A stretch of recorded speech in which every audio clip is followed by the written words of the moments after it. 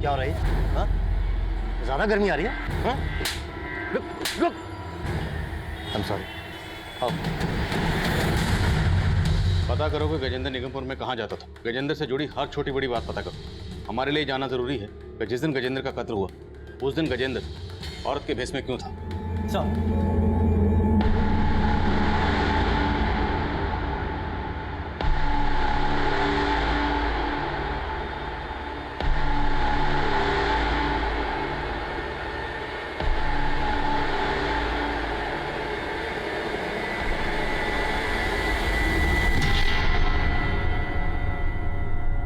क्या हुआ पूजा?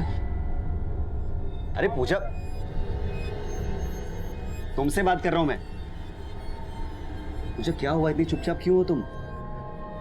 और क्या चल रहा है तुम्हारे दिमाग में? हाँ, तुम्हारी भाभी की वजह से पुलिस तुम्हारे साथ साथ मुझ पे भी शक कर रही है और तुम हो कि भाभी का तो काम है ना शक करना, लेकिन तुम। मेरा क्या? कुछ क्या? क्या?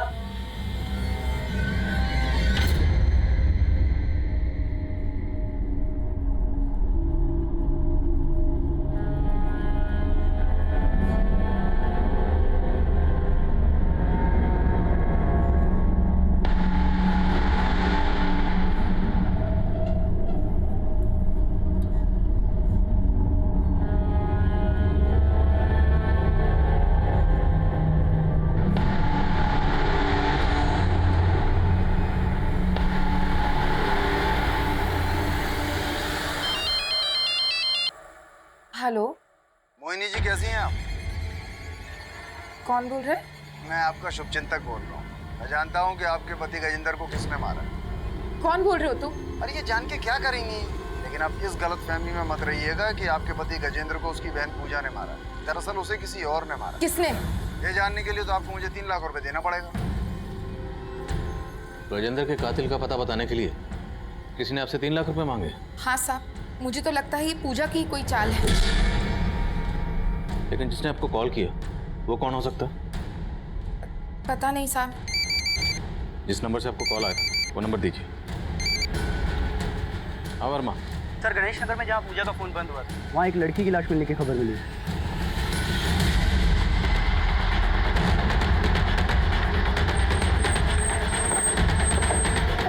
जैन सर, लाश के पास से ये पूजा शर्मा नाम की आईडी मिली।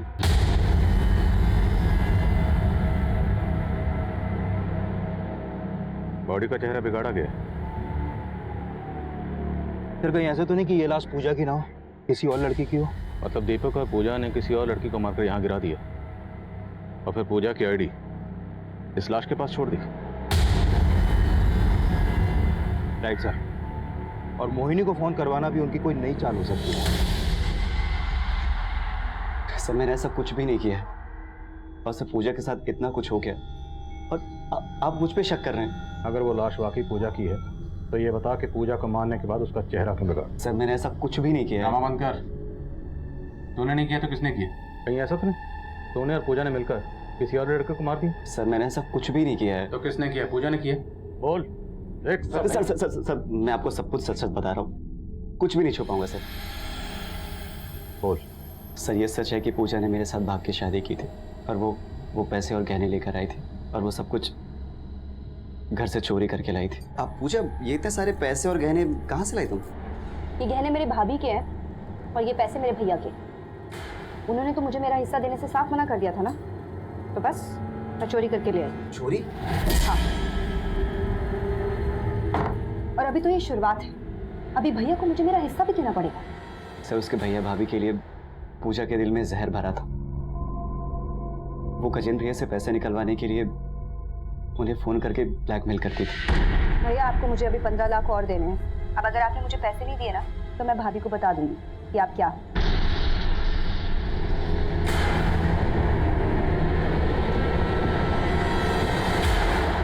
ऐसा क्या था जिसकी वजह से पूजा अपने भाई गजेंद्र को ब्लैकमेल कर रही थी? सर, वो तो मुझे नहीं मालूम है। वो गहने और पैसे तेरे पास ही है ना? मेरे पास कुछ भी नहीं है और पूजा जो कुछ भी लेकर आई थी सब कुछ घर पे ही रखा है। सर, मुझे तो ऐसा लग रहा है कि भाई बहन से किसी ने एक एक करके दुश्मनी निकाली है। कौन दुश्मनी निकाला? सर, ये तो मुझे नहीं पता, लेकिन सर मैंने कुछ भी नहीं किया है। दीपक का बयान पूजा पर हमारा शक और भी गहरा कर रहा था। हमने चेक किया, पूजा के अकाउंट में काफी पैसे थे जो उसने गजेंद्र के कत्ल से पहले ही निकाल लिए। हम तब ये भी तय नहीं कर पा रहे कि हमें जो लाश मिली थी वो लाश वाकई पूजा की थी या फिर किसी और को मारकर उसे पूजा की पहचान दी गई थी। इसलिए हम उस लाश का डीएनए गजेंद्र के डीएनए से मैच करवा कर देखना चाहते थे। मोहिनी को जिस नंबर से फोन किया गया था वो नंबर एक पीसीओ का था। उस पीसीओ से तो कॉलर की कोई लीड नहीं मिली, लेकिन निगमपुर जहाँ पर गजेंद्र का फोन अक्सर एक्टिव रहता था वहाँ से गजेंद्र के बारे में एक चौंकाने वाली जानकारी सामने आई। वो दोस्त कौन था उस गजेंद्र मतलब उस बबली का? बॉबी नाम था साहब उसका। कहाँ मिले गए बॉबी? मालूम नहीं साहब, काफ़ी टाइम से उन दोनों को यहाँ देखा नहीं मैंने। बॉबी का फ़ोन नंबर है तुम्हारे पास? साहब फ़ोन नंबर तो नहीं होगा। स्केच बनवा सकते हैं उसका? हाँ साहब, रोज़ ही देखता हूँ, स्केच बनवा सकता हूँ सर। करो। गजेंद्र गाजीपुर में अक्सर इस शख्स के साथ देखा गया। आप जानती हैं इसे? नहीं साहब, लेकिन ये बॉबी नाम है इसका। बॉबी नाम के किसी शख्स को जानती हैं? नहीं साहब, मैं किसी बॉबी को नहीं जानती, लेकिन गजेंद्र जी इस के साथ। देखिए, हमें तो पता चला है कि गजेंद्र भी था और इस बॉबी के साथ मिलकर निगमपुर में धंधा करता था। ये झूठ है साहब, उन्हें बदनाम करने की कोई साजिश है। हमारी इन्फॉर्मेशन पक्की है, गजेंद्र था और निगमपुर में गजेंद्र को लोग बबली के नाम से जानते थे। हो सकता है आप भी जान गई कि आपका पति है और इसलिए आपने अपने पति। ऐसा आरोप मत लगाइए साहब, आप मुझ पर। 10 साल से पति पत्नी थे हम। मैं उन्हें शादी के पहले से जानती थी। गजेंद्र और पूजा कौन से गांव के रहने वाले थे? साहब वो तो यहीं रहते थे, अब उनका गांव कहाँ है? मोहिनी का कहना है कि वो ये तक नहीं जानती कि गजेंद्र कहाँ का रहने वाला था। मुझे लगता है इस केस को समझने के लिए हमें पहले गजेंद्र की असली शख्सियत को समझना होगा। सर एक बात और है, दीपक ने बोला था कि पूजा गजेंद्र को ब्लैकमेल कर रही थी। शायद पूजा गजेंद्र की बीवी को गजेंद्र की इसी दोहरी शख्सियत की असलियत बताने की धमकी दे रही हो। मुमकिन है, लेकिन ये भी मुमकिन है कि गजेंद्र की बीवी मोहिनी को गजेंद्र की असलियत के बारे में पता चल गया हो और इसी ने मोहिनी की बैकग्राउंड खंगालो। और गजेंद्र के साथ जो दूसरा किन्नर था बॉबी, उसकी क्या लीड है? सर फिलहाल बॉबी का कुछ पता नहीं लग पा रहा है, लेकिन हमारी टीम लगी हुई है। हमारे लिए बॉबी की लीड बहुत ज़रूरी है कि जिस लड़की की लाश हमें मिली थी वो लाश वाकई पूजा की है या दीपक और पूजा दोनों मिलकर कोई गेम कर रहे हैं। डीएनए रिपोर्ट का क्या स्टेटस है? सर रिपोर्ट आने में थोड़ा टाइम लगेगा। मैं कमी सर। सर पूजा और गजेंद्र दोनों की प्रोफाइल को अच्छे से चेक किया है सर। उन दोनों के अकाउंट से कोई ऐसा क्लू नहीं मिला है जिससे उनका नेटिव एड्रेस पता चले। लेकिन सर उन दोनों भाई बहन के अकाउंट में एक कॉमन प्रोफाइल मिली है। ये देखिए सर, ये सीमा है। पूजा इसके साथ काफ़ी ज़्यादा टच में थी। और सर ये सीमा गजेंद्र के सोशल मीडिया अकाउंट में भी एज अ फ्रेंड ऐड है। हाँ, तो ये सीमा गजेंद्र और पूजा दोनों को जानती थी। रहती कहाँ है? सर हमारे साइबर सेल ने जब इसके प्रोफाइल को चेक किया तो हमें इसका एड्रेस मिला था। सर मैंने नवीन को वहाँ पे भेजा था, लेकिन सर इसके घर पे काफ़ी दिनों से ताला लगा हुआ है। इसका कोई फ़ोन नंबर? नहीं सर, इसका कोई फ़ोन नंबर तो नहीं मिला है, लेकिन हाँ सर इसके अकाउंट में प्रमोद नाम के आदमी की प्रोफाइल मिली। सर सीमा इसके साथ काफ़ी टच में थी। इस प्रमोद का एड्रेस निकलो। गजेंद्र और पूजा से जुड़े हर शख्स से मिलना ज़रूरी है। सर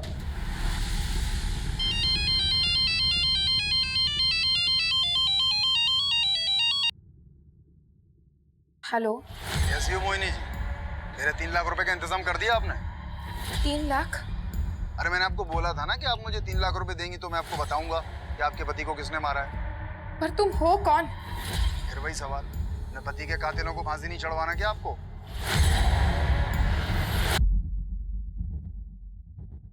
सर अभी अभी गजेंद्र की बीवी मोहिनी को एक कॉल आया था। उसका फ़ोन हमारे सर्विलेंस पे था, इसलिए उनके बीच में जो भी बातें हुई हमने रिकॉर्ड कर ली। चलो। ये मोहिनी जी, हमें मालूम है आपको अभी फ़ोन आया था। मुझे भी कुछ समझ में नहीं आ रहा, वो कौन आदमी है जो बार बार फोन करके ये सब बोल रहा है? मोहिनी जी, ये जो कोई भी है आपकी जान पहचान का ही है। हमें जानने वाला? जी। आपको आइडिया है ये कौन हो सकता है? नहीं साहब। कोई बात नहीं, हम पता लगा रहे हैं। सर जिस नंबर से अभी मोहिनी को कॉल आया है वो नंबर एक दूसरे पीसीओ का था। अपने कांस्टेबल को भेजा है वहाँ पर। लगता तो नहीं उस पीसी से कोई लीड मिलेगी, क्योंकि ये जो भी है बहुत शातिर है। हर चाल बहुत सोच समझ के चल रहा है। ये सब गजेंद्र की बीवी मोहिनी की तो कोई चाल नहीं। देखने में तो सीधी साधी लगती है, बट यू नेवर नो। हो सकता है ये सारे कॉल्स वो खुद ही किसी से करवा रही है ताकि हमें उस पर शक ना हो। देखते हैं। सर सीमा जिस प्रमोद नाम के आदमी के साथ टच में थी उसका हमने सोशल मीडिया अकाउंट से एड्रेस निकाल लिया। गुड।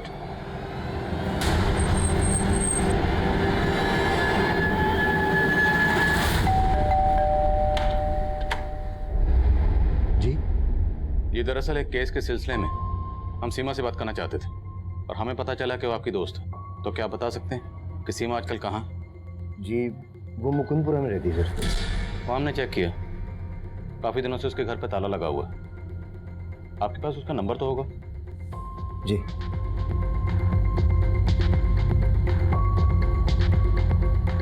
स्विच ऑफ है सर। कोई दूसरा नंबर है उसका? नहीं सर। आपको कुछ आइडिया है आजकल कहाँ हो सकती है? नहीं सर, कोई आइडिया नहीं। ये गजेंद्र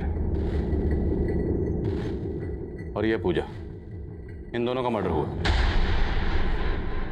और सीमा सोशल मीडिया के जरिए इन दोनों के टच में थी। आप जानते हैं? नहीं सर, मैं इन दोनों को नहीं जानता। Thank you. आई थिंक ये जरूर कुछ छुपा रहा है। आस पड़ोस में इसके बारे में सब कुछ पता करो। Okay sir.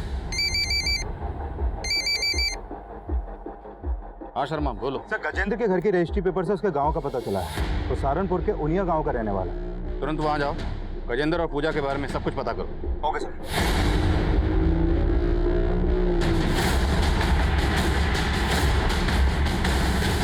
सर ये तो सीमा है, प्रमोद की साली।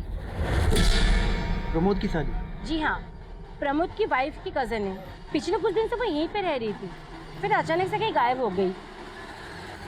हाँ सर, सीमा यहीं रहती थी सर, लेकिन सर हमें नहीं पता वो कहाँ रहती। कोई बात नहीं, अब हमें सब कुछ पता है। हमें पता है कि तेरा और सीमा का रिश्ता क्या था। अब आगे की कहानी यहीं बोलेगा या थाने लेके जाए? क्या करा? Sir sir sir sir sir बताता हूँ सर, बताता हूँ सर। और सर मैं और सीमा एक ही ऑफिस में एक साथ काम करते थे और उसे मुझसे प्यार हो गया और मुझे भी सर।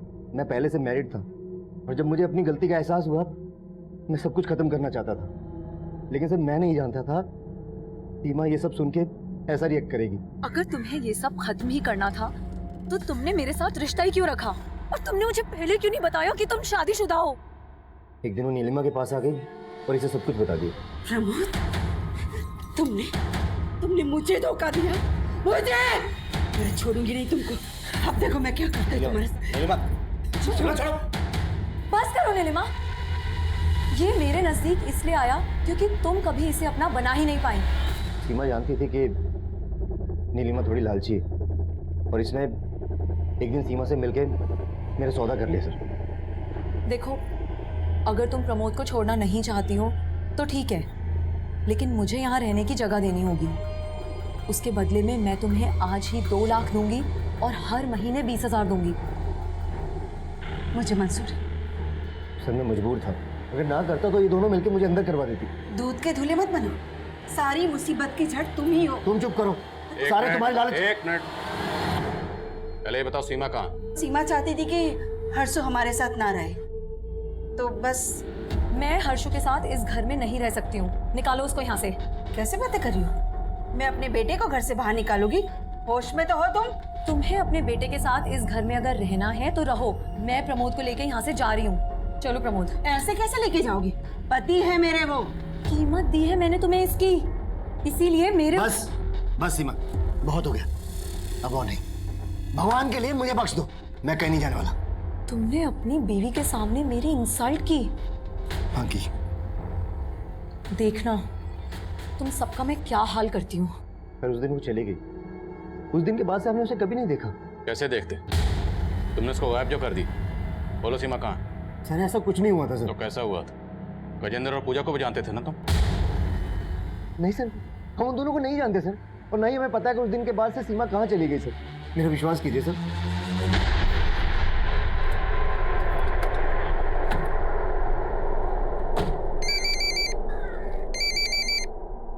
हाँ तिवारी। सर, गजेंद्र के गांव से कई चौंकाने वाली बातें पता चली हैं। वो सीमा जिसके पूजा टच में थी, वो गजेंद्र और पूजा की ही बहन। सीमा गजेंद्र और पूजा की बहन? हाँ सर, ये तीनों बच्चे गिरधारी और सावित्री के थे। गिरधारी की मौत काफी पहले ही हो गई थी, फिर उनकी माँ ने एक रमेश नाम के आदमी से शादी की थी। सर, ये रमेश नौटंकी ग्रुप चलाता था और 20 साल पहले उसकी भी हत्या हो गई।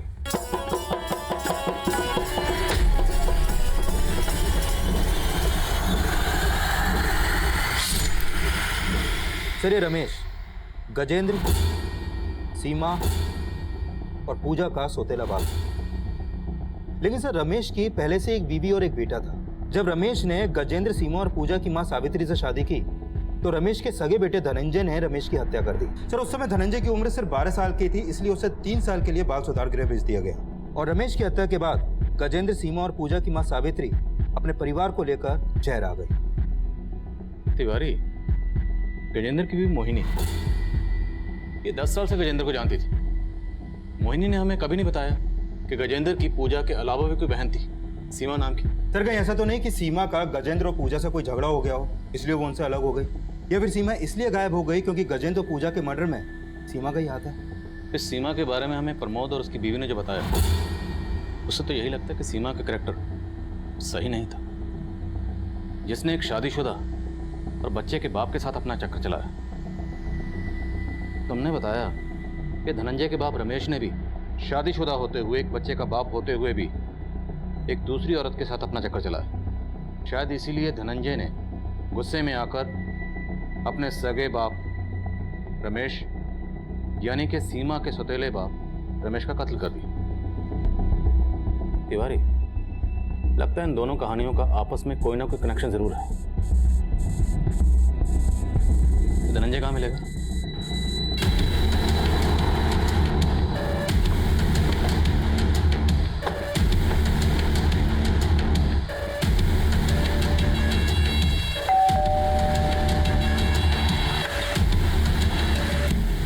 जी धनंजय? नहीं धनंजय, बताइए। सर मेरी माँ को मेरे बाप ने धोखा दिया था और मैं उस समय बर्दाश्त नहीं कर पाया था। तो बाप का गुस्सा अब तक तुम्हारे? सर जो मैंने किया था उसकी सजा मैं पा चुका। मुझे नहीं पता कि वो लोग कहाँ रहते हैं, और उनकी माँ ठीक औरत नहीं थी। मेरे बाप के अलावा उसने कई और मर्दों को फांस रखा था। मुझे नहीं पता किसने क्या किया है। किसकी बात कर रहे? सर बात पुरानी है, मुझे ठीक से याद भी नहीं है, लेकिन लोग बोलते हैं कि गजेंद्र की माँ प्रोस्टिट्यूट थी। धनंजय का यह बयान सही साबित हुआ कि गजेंद्र, सीमा और पूजा की मां प्रोस्टिट्यूट थी, जो सालों पहले गुजर चुकी थी। लेकिन इन सारे मर्डर्स के पीछे किसी का क्या मोटिव था, वो अभी तक सामने नहीं आया। और वो लाश पूजा की ही थी या किसी और की, ये राज भी अभी तक बरकरार है। और सीमा के गायब होने की कहानी भी हम समझ नहीं। साहब मैं उसको कैसे मार सकता हूँ? बबली मेरा अच्छा दोस्त था साहब। तो दोस्त के मर्डर के बाद भागा क्यों था? साहब उसके मर्डर के बारे में सुनने के बाद मैं डर गया था। मुझे लगा कि आप लोग मेरे ऊपर ही शक करोगे, क्योंकि वो मेरे जैसा नहीं था, फिर भी मेरा धंधा करता था सर। कहना क्या चाहता है? साफ साफ बोल। साहब मैं जानता हूँ कि वो बबली नहीं था, वो गजेंद्र था। बहुत बुरा हुआ उसके साथ। उसकी माँ धंधा करती थी, लेकिन वो नहीं चाहती थी कि उसके बच्चे भी उसकी तरह बने। लेकिन किस्मत तो देखो, अपनी बहनों को पालने के लिए गजेंद्र को भी वही काम करना पड़ा जो वो कभी नहीं करना चाहता। लेकिन एक दिन उसकी बड़ी बहन को मालूम पड़ा तो वो गजेंद्र को छोड़ के चली गई। और फिर उसकी ज़िंदगी में मोहिनी भाभी आई। भाभी को मिला तो नहीं, लेकिन गजेंद्र हमेशा बात करता था भाभी के बारे में। आज तक मैं मोहिनी को ये सब नहीं बता पाया कि, लेकिन अब मैं ये सब छोड़कर कोई अच्छी सी नौकरी ढूंढ लूँगा। अब गजेंद्र ने काफ़ी साल पहले धंधा छोड़ दिया था, लेकिन 3 महीने पहले उसकी छोटी बहन ने भी उसको धोखा दे दिया और उसको ब्लैकमेल करने लगी कि अगर उसने पैसा नहीं दिया तो मोहिनी भाभी को उसकी असलियत के बारे में बता देगी। गजेंद्र को आखिरी बार 16 मार्च को तुम्हारे साथ देखा गया और 16 मार्च की रात को इसका मर्डर हुआ। मर्डर तूने नहीं किया तो किसने किया?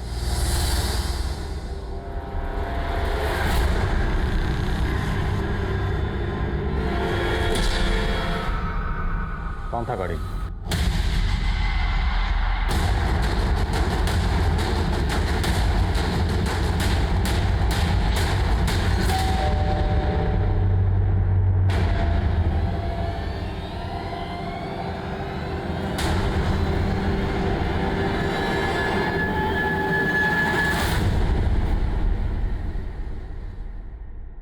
दीपक, तुमने क्या सोचा? तुम हमें नहीं बताओगे तो हमें पता नहीं चलेगा कि धनंजय तुम्हारा मौसेरा भाई। और तुम धनंजय, 20 साल पहले तुमने अपने बाप का कत्ल किया। हाँ सर, 20 साल से मैं उस आग में जल रहा था।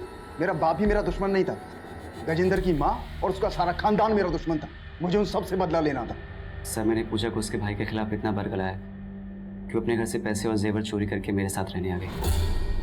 फिर हमने पूजा के जरिए उससे बहुत सारा पैसा वसूला और उसके बाद हमने गजेंद्र को मारने की प्लानिंग की। और सर हम उसका पीछा करते हुए निगमपुर गए। अबे देख क्या रहा है? अंदर बैठ, गाड़ी में बात करनी है तुझसे। हमने उसे सुनसान जगह ले जाके उसकी हत्या कर दी। और सर हमें मालूम था कि गजेंद्र की हत्या के बाद उसकी बीवी का शक पूजा पे ही जाएगा। और मुझे पता था कि पूजा अपनी बहन सीमा के टच में है।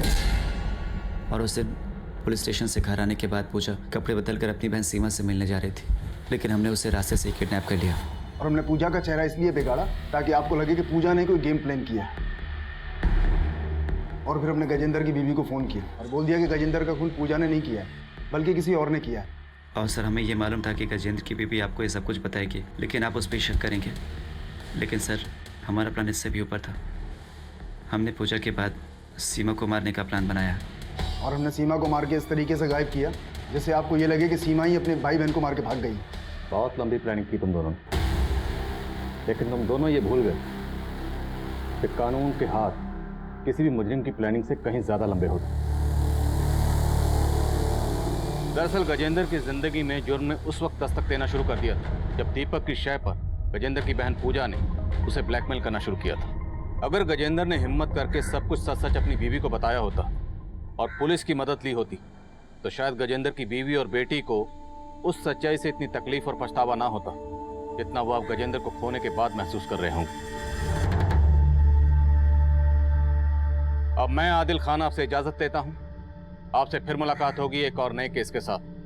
तब तक देखते रहिए क्राइम पेट्रोल दस्तक। मकसद बताना नहीं, बचाना।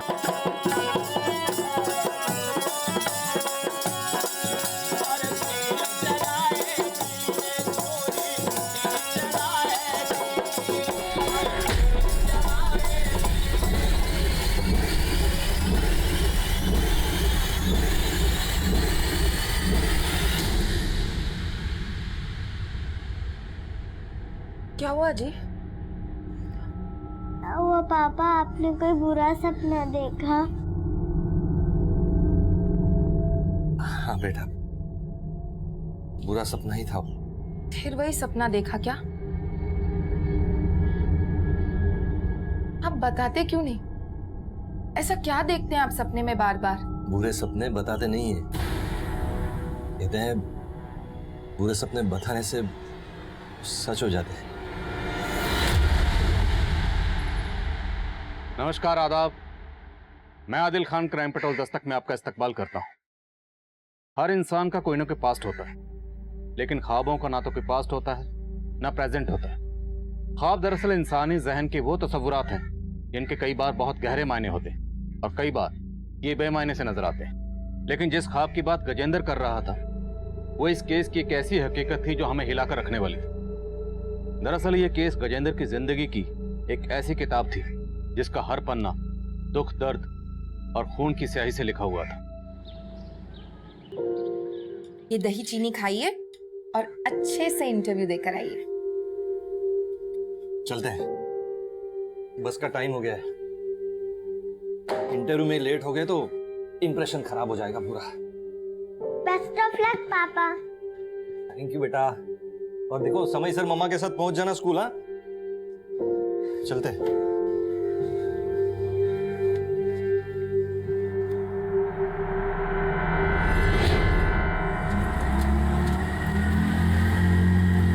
बस बस बस दादा।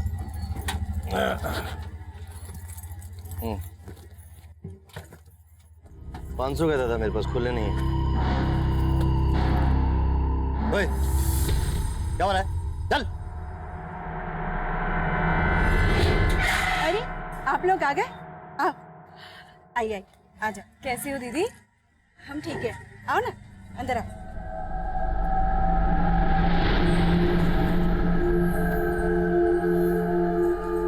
अरे हर्षु, ऐसे टुकुर टुकुर क्या देख रहा है? आ इधर आ, देख कौन आया है। आ ना, नमस्ते कर। ये तेरी मौसी है। नमस्ते माँ।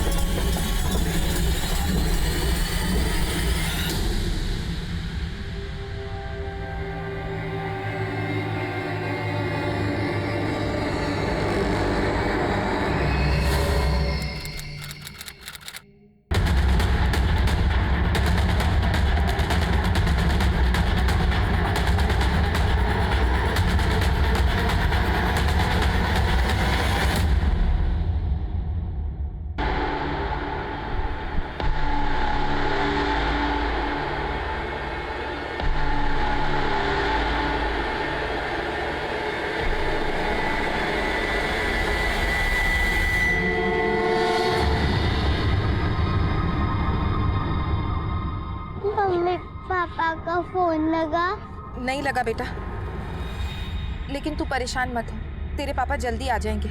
आप रात से यही कह रहे हो, पापा कब आएंगे? आ जाएंगे बेटा, आ जाएंगे।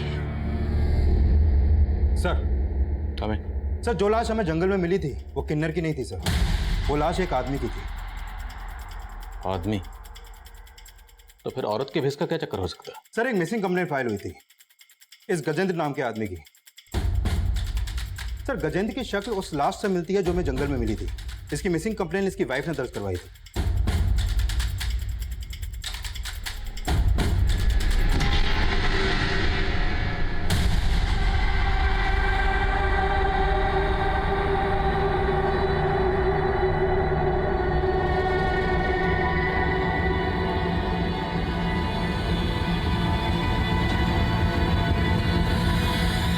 ये क्या बोल रहे साहब? वही बोल रहे हैं जो हमने देखा, जो हमारे सामने आया। हमें जब आपके पति गजेंद्र की लाश मिली उस वक्त वो औरत के भेस में थे। अब इसके पीछे कोई ना कोई वजह तो होगी। आपको कुछ अंदाजा? मुझे कुछ समझ नहीं आ रहा साहब, लेकिन पिछले कुछ दिनों से वो बहुत परेशान रहते थे। अजीब अजीब सपने आते थे उनको। सपने? कैसे सपने? उन्होंने कभी बताया नहीं, बस यही बोलते थे कि बुरे सपने बता दो तो सच हो जाते। और वो ये सपने कब से देख रहे थे? पिछले 3 महीनों से साहब, जब से उनकी बहन पूजा उन्हें छोड़कर चली गई। बहन क्यों छोड़ के गई? उसका एक लड़के के साथ चक्कर था साहब। गजेंद्र जी को ये सब पसंद नहीं था।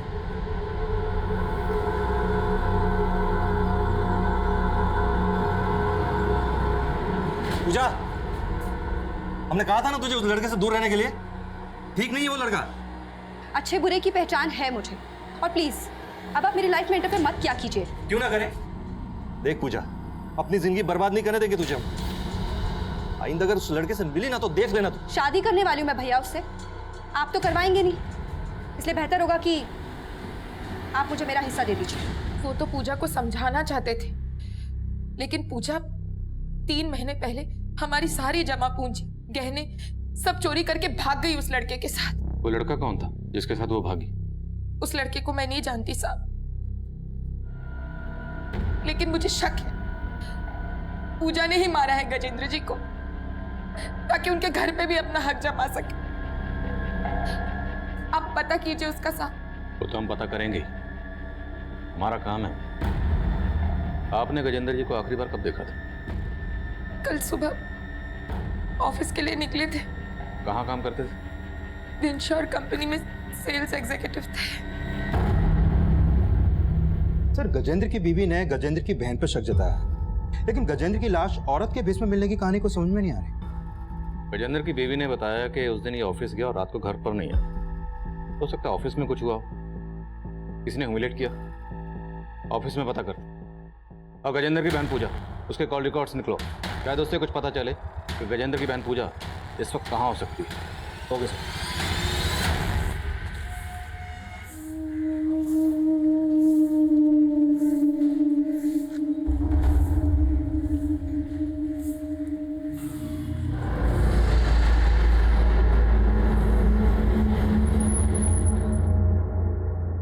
माँ, माँ,